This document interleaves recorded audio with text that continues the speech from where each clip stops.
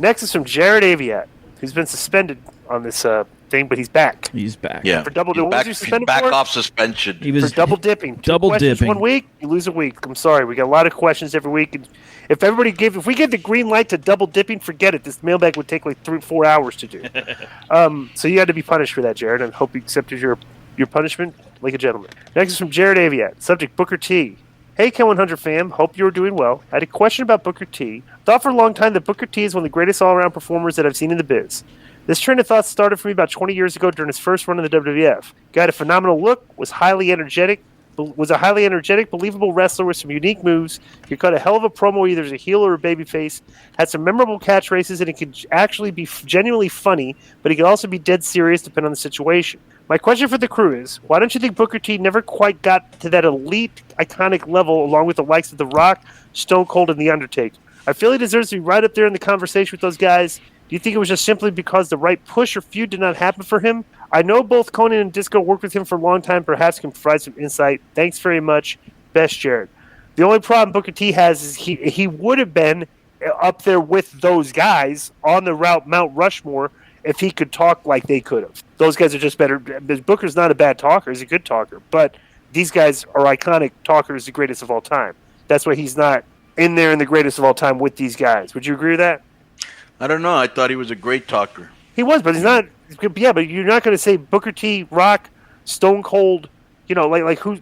I mean, there's no way. He's just barely under them, bro. And that's where he is. But he's not there, which is the question. Why is that? He's literally right underneath, like the next guy, So and maybe he never got the big win to cement him, like when he feuded with Hunter over the belt. He's been a 5-time champion bunch of times. Yeah, but he never beat The Rock. He never beat Hunter.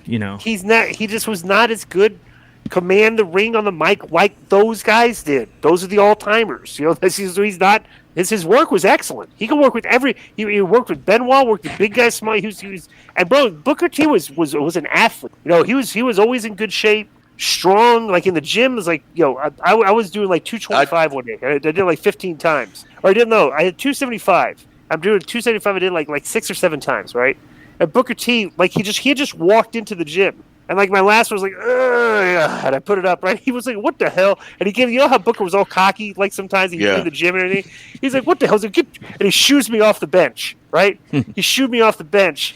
Bro, it's 275. Free weight. I'm not Smith machine. He just fresh, just got into the gym, not warmed up or nothing, took that 275 and just went boom, boom, boom, boom. Boom, like effortlessly. Like, like when you're watching guys do 225, the NFL players, and they're just throwing it? He did it like 18 times. I was like, yes, but he looked it. Who did something very similar like that one time when I was in the gym and he just walked in cold and just picked up a shoulder press with ungodly weight. He was just chugging it like not the Rick Steiner. Yeah. Yeah, those guys are just naturally, bro, when you have that natural strength, yeah, you don't need to really warm up. You're just country strong. You just pick weight up and throw you up. But Book's one of the greatest performers ever, bro. I love working with him. Yeah. There was actually a method of there was this thing called the Bulgarian method of working out. Okay, like I used to read like a lot of the the weightlifting books and stuff and everything. Muscle and Fitness. You used to get in like the Muscle and Fitness, Iron Magazine.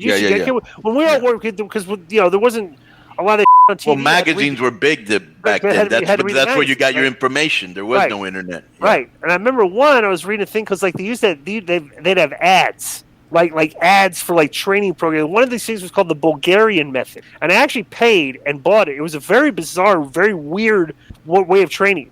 They say you work out 2 times a day. Okay, heavy weight, no warm up. It was just a very weird thing. I was thinking of these Bulgarian people kind of, like if you learn to like lift things cold without warming up, it's like you think you would get stronger. You're used to but you also risk injury. You absolutely do, which is why I never did that because we put a lot of stress on our body. We have to stretch and everything, we'll work out. But Booker T was just, he was unbelievably strong, unbelievable athlete, great guy. He's right there, but he's just not The Rock and Stone Cold, and no, not many people are, and nobody is really.